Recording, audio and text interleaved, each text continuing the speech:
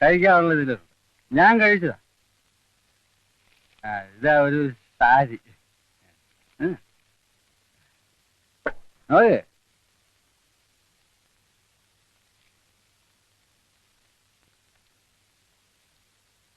കൊള്ളാം. ഞാൻ അപ്പുറത്ത് മുറി ചെയ്യുന്നോളാം. ഇവിടെ ഇരുന്ന് കഴിയും. ഞാൻ അപ്പുറത്ത്.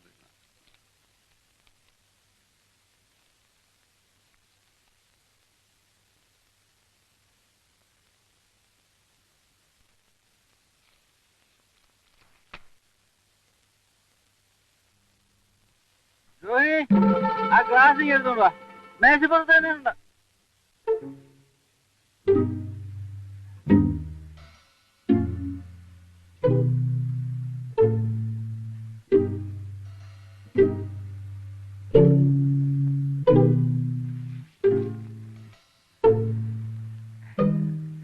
എനിക്ക് രാത്രി അല്പം ചാരായം കുടിക്കുന്ന പതിവ്. കുറെ കൊല്ലങ്ങളായി ശീലിച്ചു പോയത്. സാരമില്ല, നീ പോയി ആഹാരം കഴിച്ചു. ഞാൻ ഇവിടെ ഉണ്ടാവും.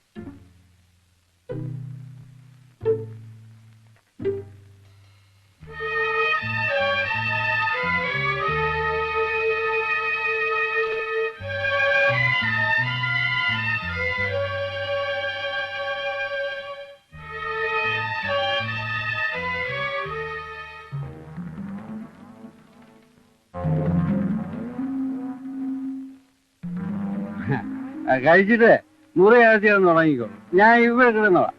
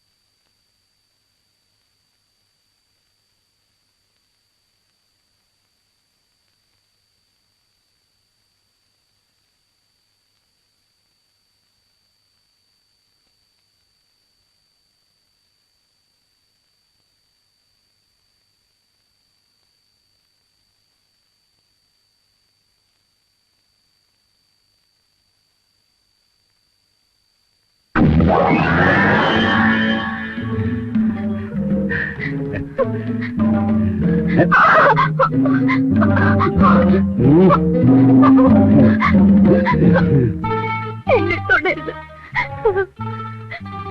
ഈശ്വരനെ വിചാരിച്ച് എന്നെ തൊടരുത്. ഇവിടെ ഇപ്പൊ നമ്മൾ രണ്ടുപേരും മാത്രമേ ഉള്ളൂ. ഞാൻ ഇനിയൊന്ന് തൊട്ടുപോയത് ഒരു കുഴപ്പം വരാൻ.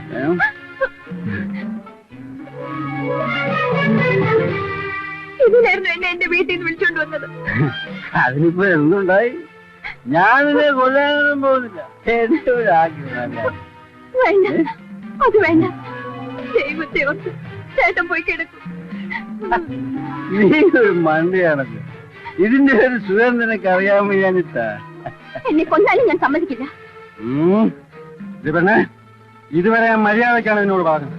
അനുസരിക്കുന്നതാണ് നിനക്ക് നല്ലത്. അയ്യപ്പന്റെ കൈ കെട്ടിയിട്ടുള്ള പെണ്ണുങ്ങളൊന്നും അങ്ങനെ ചാടി പോയിട്ടില്ല. വിടാനാണ് പറഞ്ഞത്.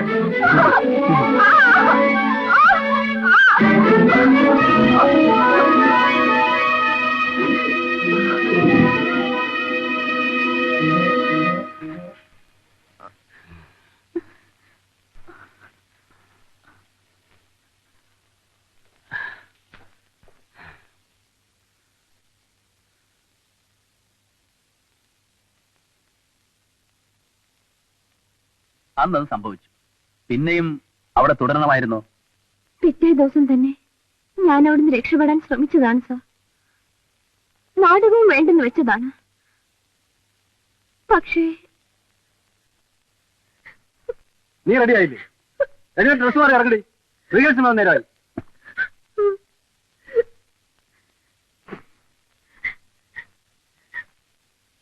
രോഹിണി, എഴുന്നേറ്റ് സാരി കൊടുക്കാൻ. ഞാൻ വരുന്നില്ല. എനിക്ക് നാടകത്തിൽ അഭിനയിക്കണ്ട. എന്നെ വീട്ടിൽ കൊണ്ട് വിട്ടാ മതി. വക്കച്ചനോട് രൂപ മേടിച്ചിട്ട് നാടകത്തിൽ അഭിനയിക്കാതെ വീട്ടിൽ പോകാനോ? ഞാൻ ആരോട് രൂപ വാങ്ങിയിട്ടില്ല. ഞാനേ മേടിച്ചത്. അതുകൊണ്ടാ സാരിയൊക്കെ വാങ്ങിയത്. എനിക്ക് സാരിയും കുത്തൊന്നും വേണ്ട. ഇപ്പൊ വീട്ടിൽ പോണം. ഇല്ലെങ്കിൽ ഞാൻ ഒറ്റയ്ക്ക് പോകും. ഓഹോ, അത്ര ധൈര്യമോ നിനക്ക്? ചുണയുണ്ടെങ്കിൽ നീ ഒന്ന് പൊടി, ഞാനൊന്ന് കാണട്ടെ നിന്റെ ധൈര്യം. എന്റെ അനുവാദം കൂടാതെ നീ ഇവിടെ നിന്ന് പുറത്തിറങ്ങിയാൽ നിന്നെ ഞാനിവിടെ കൊന്നു കുഴിച്ചു മുട്ടും. നിന്റെ 2 അനിയത്തിമാരെ ഇവിടെ കൊണ്ടുവന്ന് നിന്റെ ശവത്തിന് മുകളിൽ കിടത്തി ഞാൻ എന്റെ ആഗ്രഹം സാധിക്കും. ഈ വിരലിൽ കണ്ടോടി. ഇതങ്ങോട്ട് അടുത്താറുണ്ടല്ലോ, നിന്റെ കഴുത്തിലെ ഞരമ്പുകൾ പൊട്ടിച്ചത്. ഉയിര് വേണമെങ്കിൽ വേഗം ഡ്രസ്സ് മാറിക്കോണം. മരിക്കാൻ എനിക്ക് ഭയമില്ലായിരുന്നു. പക്ഷെ എന്റെ അനുജത്തിമാരുടെ കാര്യം ഓർമ്മിച്ചപ്പോൾ ഞാൻ തളർന്നു പോയി. പറഞ്ഞാൽ അതുപോലെ ചെയ്യുന്ന ആളാണെന്ന് എനിക്ക് തോന്നി. ഞാൻ കാരണം എന്റെ അനുജത്തിമാർ കൂടി നശിച്ചുകൂടാ. എല്ലാവർക്കും വേണ്ടി ഞാൻ നശിച്ചേക്കാം. അയാൾ പറഞ്ഞതൊക്കെ പിന്നെ ഞാൻ കേട്ടു. അയ്യപ്പനോട് ഇപ്പൊ എങ്ങനെയാ? സ്നേഹമാണോ വിരോധമാണോ? പറയൂ, സ്നേഹമാണോ വിരോധമാണോ? എനിക്കറിയില്ല. അത് ശരി. രോഹിണിക്ക് ഈ ട്രൂപ്പിലുള്ള മറ്റാരോടെങ്കിലും സ്നേഹമുണ്ടോ? പറയണം. ഇല്ല. ഇവിടെ ഒരു ബാലഗോപാലല്ലേ, അയാളോട് എങ്ങനെയാ? ഒന്നുമില്ല. കൊല്ലപ്പള്ളിയോട് സ്നേഹമാണല്ലേ? ആണ് അല്ലേ? അല്ല. അയ്യപ്പനും രോഹിണിയും തമ്മിൽ ഇടക്കിടക്ക് വീട്ടിൽ വഴക്കുണ്ടാകുമായിരുന്നോ? ചിലപ്പോഴൊക്കെ. എന്തിനു വേണ്ടിയാണ് വഴക്കുണ്ടാകാറുള്ളതെന്ന് പറയാമോ? അധികവും പണത്തിന് വേണ്ടിയാണ്. കയ്യിൽ കിട്ടുന്ന എല്ലാം കുടിച്ചു തീർക്കും. തീരുമ്പോൾ എന്നോട് ചോദിക്കും. ഞാൻ കൊടുക്കാതിരിക്കുമ്പോഴാണ് വഴക്ക്. അയ്യപ്പൻ പോയ ദിവസവും നിങ്ങൾ തമ്മിൽ വഴക്കുണ്ടായി ഉണ്ടായി അല്ലേ? പണത്തിന് വേണ്ടി തന്നെ. പറയൂ. ഇവിടാരും ഇല്ലേ? ഇവിടാരും ഇല്ലേ? ആ, വിഷ്ണുവോ? അല്ല, പരമേശ്വരൻ. അയാളെത്തുണ്ടോ? ഉണ്ടടാ. നീ ഇപ്പൊ എന്തിനാടാ ഇങ്ങോട്ട് എഴുന്നള്ളിയത്? അമ്മ പറഞ്ഞു രൂപ വാങ്ങിച്ചോണ്ടില്ല. രൂപ? നിന്റെ അമ്മ എന്റെ രൂപ വെച്ചിട്ടുണ്ടോ? എനിക്കറിയാൻ പാടില്ല. നിനക്ക് അമ്മയ്ക്ക് രൂപ വെച്ചാണോ ജോലി? അത് അമ്മയുടെ നീ ചോദിക്കണം. ഏതായാലും നീ അകത്തോട്ട് കയറി ഇരിക്കുക. ഇല്ല, ഈ മുടിഞ്ഞ പെണ്ണകത്ത് ഞാൻ കയറില്ല. ഇതേ കാരണത്തിൽ അടി വെച്ചിട്ടുണ്ട്. പിന്നെ അവനെ അടിക്കും. അടിച്ചാന്തറ അടിക്കാ പിന്നെ എന്നെ കൊല്ലേണ്ടി വരും. ഈ ഒരു 50 രൂപ. എന്റെ എവിടുന്ന രൂപ? പിന്നെ അത് കിട്ടുന്ന രൂപയൊക്കെ നീ എന്തോ? അത് ഞാൻ വീട്ടിലേക്ക് അയച്ചു പോയി. നീ ആ തലകറച്ചിനൊന്ന് പറഞ്ഞേക്കാനാ. ഒരു 25 രൂപയോട്. എന്റെ ഇല്ലെന്നേ. ഉണ്ടെങ്കിൽ തരില്ലേ? ശരി, ഞാൻ വക്കച്ചനോട് തന്നെ ചോദിച്ചു നോക്കാം. ആ ചെറുക്കൻ രണ്ടും കൽപ്പിച്ച് വന്നിരിക്കുന്നവനെ.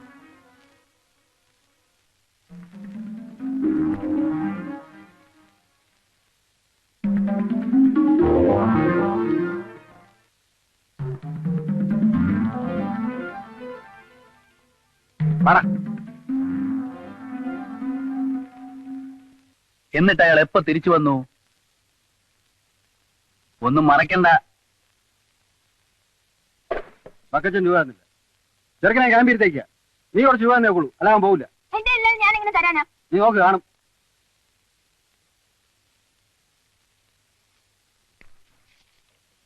ഇതാകെയുള്ള ഇതാണ്. 7 രൂപ. വേറെ പൈസ ഒന്നും ഇല്ല. എന്റെ പെട്ടിയുടെ താക്കോലോടെ. എന്തിനാ? എന്റെ പെട്ടി താക്കോൽ ഞാൻ തരില്ല. രൂപയില്ല, പിന്നെ താക്കോലുണ്ട്. രൂപയില്ല, ഞാനല്ലേ പറഞ്ഞത്. ഞാൻ തരില്ല. എന്റെ പെട്ടി തുറക്കരുത്. തുറക്കരുതെന്നാ പറഞ്ഞത്.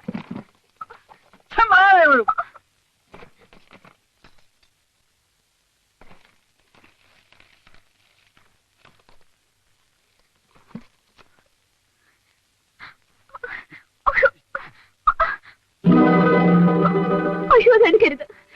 സുമതിക്ക് വേണ്ടി ഞാൻ വാങ്ങിച്ചതാണ്. വരുന്ന മാസം അവിടെ കല്യാണമാ. ഈശ്വരനെ വിചാരിച്ചത് കൊണ്ടുപോകരുത്. വരുന്ന മാസത്തിലല്ലേ കല്യാണം? അപ്പോൾ ഞാൻ എടുത്തു തരാം. വേണ്ട. ഇത് വിൽക്കാനൊന്നും പോകുന്നില്ലെന്ന് തൽക്കാലം മണം വെച്ച ചെറുക്കനെന്ന് പറഞ്ഞേക്കും. ഇല്ല, ഞാൻ സമ്മതിക്കില്ല. എനിക്ക് ഒന്നും കൊണ്ടേക്കുള്ളൂ.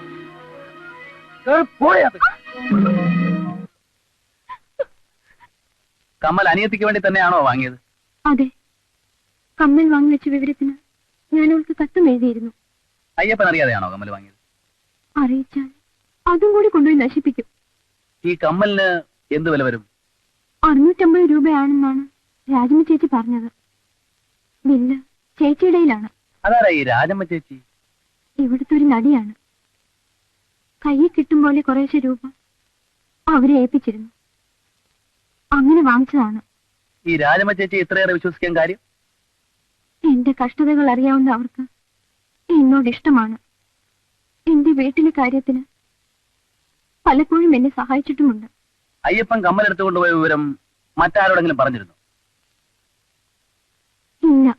കൊല്ലപ്പള്ളിയോട് പറഞ്ഞില്ലേ? ഇല്ല. ബാലഗോപാലിനോടോ? ആരോടും പറഞ്ഞില്ല. പറയുന്നതെല്ലാം സത്യമല്ലേ? അതെ, സത്യമാണ്.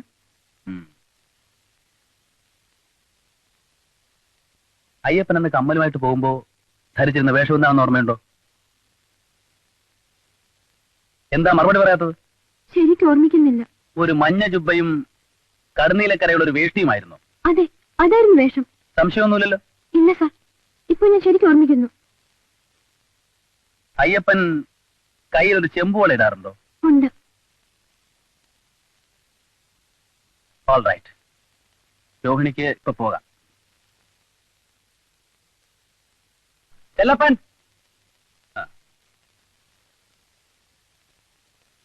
ആരാ ഒരു രാജമ്മ ഇവിടെ ഉണ്ട്. ആ വിളിക്കൂ.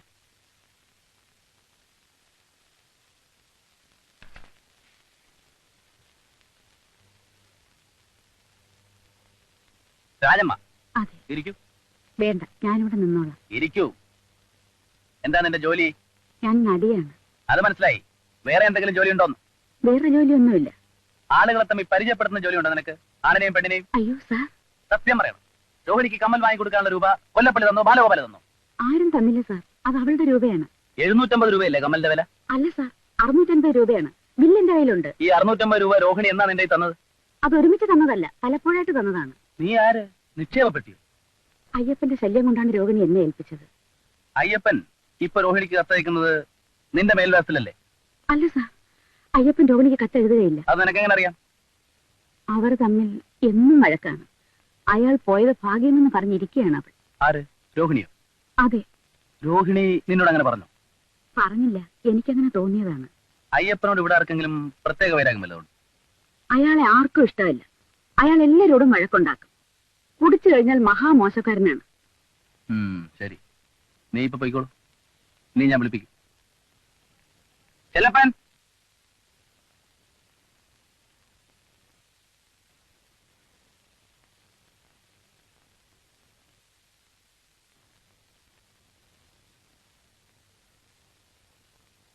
അവിടെ വിളിക്കുന്നു.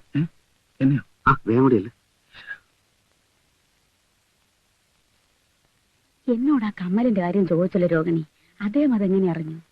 ഞാൻ പറഞ്ഞു ചേച്ചി, കമ്മലും കൊണ്ടല്ലേ പോയത്. ആര്? അയ്യപ്പനോ? ഹോ, മഹാഭാവി. തനിക്ക് എന്തെങ്കിലും അസുഖമുണ്ടോ? അസുഖമോ? ഇല്ല. സ്ത്രീകളെ കാണുമ്പോ?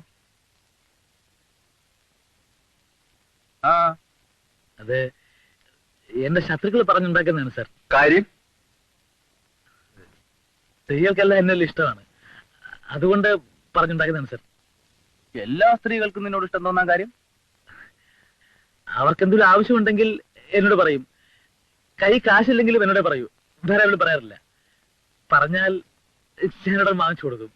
അങ്ങനെ ആവുമ്പോ നാടകത്തിൽ നിന്ന് കിട്ടുന്ന പണം തികയാതെ വരുമല്ലോ. വരും സാർ. ഇടയ്ക്കിടയ്ക്ക് ഞാൻ വീട്ടിൽ നിന്ന് പൈസ വരുത്താറുണ്ട്. വീട്ടിൽ നല്ല സൗകര്യമുണ്ട്. പിന്നെ കലയോടുള്ള സ്നേഹം കൊണ്ട് മാത്രം ഇതിനൊക്കെ ഇറങ്ങി തിരിച്ചതാ. ചുരുക്കി പറഞ്ഞ താൻ നടികളുടെ ഒരു കറവപ്പശുവാണ് അല്ലേ? ഇതൊക്കെയല്ലേ സാർ ഒരു മനുഷ്യത്വം. രോഹിണിയുടെ കാര്യത്തിലും ഈ മനുഷ്യത്വം കാണിക്കാറുണ്ടോ? അതുകൊണ്ടല്ലേ സാർ അയ്യപ്പനോട് ഈ വഴക്ക്? അയ്യപ്പനുമായിട്ട് സാധാരണ വഴക്കുണ്ടാകാറുണ്ടോ? ഇത് കൊള്ളാം, എത്ര പ്രാവശ്യം. പക്ഷെ ഞാനൊന്നും വഹിക്കാറില്ല സാറേ. എനിക്ക് ആ കുട്ടിയോട് സ്നേഹമുണ്ട്, ആ കുട്ടിക്ക് എന്നോടും. ഇനി ഒരു സത്യം കൂടെ പറഞ്ഞാൽ മതി. അയ്യപ്പൻ ഇപ്പോഴും ജീവിച്ചിരിപ്പുണ്ടോ അതോ കൊന്നോ? അയ്യോ, അതൊന്നും എനിക്ക് അറിഞ്ഞൂടാ സാർ. ചാരായ ഷാപ്പിച്ച് വഴക്കോട്ടായതിനു ശേഷം അയ്യപ്പനെ ഞാൻ കണ്ടിട്ടേയില്ല. അതെന്നായിരുന്നു? അതിന്റെ പിറ്റേന്ന് മുതലാണ് അയ്യപ്പനെ കാണാതായത്. വഴക്കുണ്ടാകാൻ കാരണം?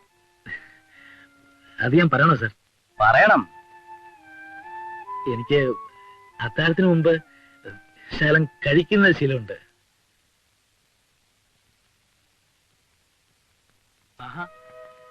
നീ ഇതുവരെ പോയില്ലേ? അന്തപ്പടി വരെ പോകാൻ പറ്റൂ. നീ ഇവിടെ തന്നെ നിന്നോ, ഞാനിപ്പോ രൂപയും കൊണ്ട് ഉടനെ വരാം എന്ന് പറഞ്ഞ് പോയതാ. എന്നാ നീ ഇവിടെ കുറെ ഇരിക്കേയുള്ളൂ. എന്റെ പൊന്നു വിഷ്ണു, വേറെ ആരെ മനസ്സിലാക്കിയില്ലെങ്കിലും സ്വന്തം തന്റെ മനസ്സിലാക്കാനുള്ള ബുദ്ധിയെങ്കിലും വേണ്ടേ? അയാളിന് വരാനൊന്നും പോകുന്നില്ല.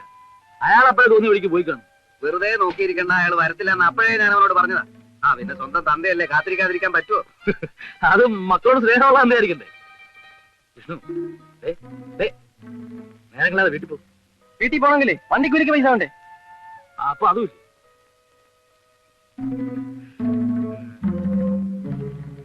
ഇത് മതിയോ? ആ, ഒപ്പിക്കാം.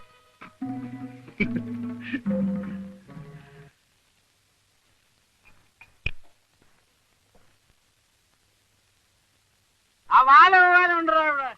ആ വായ നോക്കി അതെങ്ങാണ്ടുണ്ട്.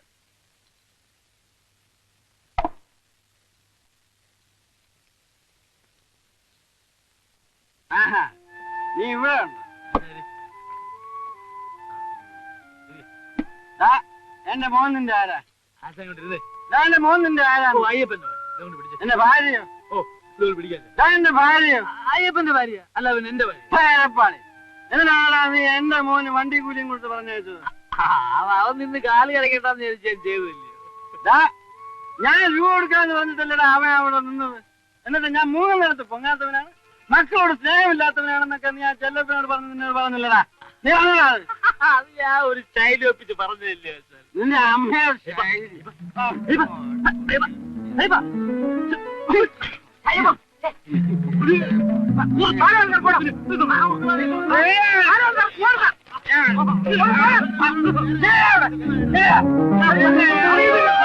അയ്യപ്പ വല്ലാണ്ട് കുടിച്ചുണ്ട്.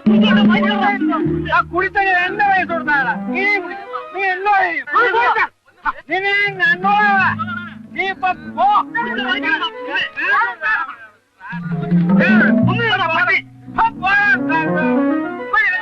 അതിനുശേഷം നിങ്ങൾ ഏറ്റുമുട്ടിയത് എവിടെ വെച്ചാണ്? ഏറ്റുമുട്ടല്ലോ? അയ്യപ്പൻ വരുന്ന വഴിയിൽ നിങ്ങൾ ആയുധവുമായിട്ട് കാത്തു നിന്നോ അതോ? ഏറ്റുമുട്ടലൊന്നും ഉണ്ടായിട്ടില്ല സാർ. നിങ്ങളെ തല്ലിയതിന് നിങ്ങൾ പകരം ചോദിച്ചില്ലേ? കുടിച്ച് ബോധമില്ലാത്തവൻ. ഞാൻ അത്ര കാര്യമാക്കിയില്ല. നേരെ ഹോട്ടലിൽ പോയി ഊണ് കഴിച്ചു. ഏത് ഹോട്ടലിൽ? Hotel Everest. പതിവായി ഞാൻ അവിടെ നിന്ന് ഊണ് കഴിക്കാറുള്ളത്. ഊണ് കഴിച്ചിട്ട് എന്ത് ചെയ്തു? നേരെ ക്യാമ്പിലേക്ക് പോന്നു. ക്യാമ്പിൽ എത്ര മണിക്കെത്തി? ഒരു 10-10:30 കാണും. എന്നിട്ട് നിങ്ങൾ ആയുധവും എടുത്ത് വെളിയിൽ പോയി അല്ലേ? അയ്യോ ഇല്ല സാർ, ഞാനൊന്നും പോയില്ല. നിങ്ങൾ ഇവിടെ വന്നത് ക്യാമ്പിലുള്ളവർ ആരെങ്കിലും കണ്ടോ? അത് ഞാൻ ശ്രദ്ധിച്ചില്ല.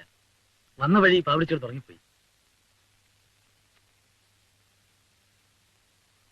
നിങ്ങൾ വലിയ പണക്കാരാണെന്നല്ലേ പറഞ്ഞത്? വീട്ടിൽ കുറെ സ്വത്തൊക്കെ ഉണ്ട്. അപ്പോ നല്ല സ്വാധീന ശക്തിയുണ്ട് അല്ലേ? എനിക്ക് ധാരാളം ബന്ധുക്കളുണ്ട്. ശരി, പോക്കോ.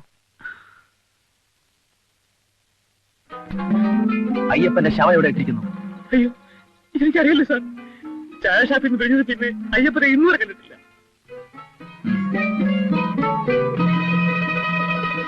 ചെല്ലപ്പൻ,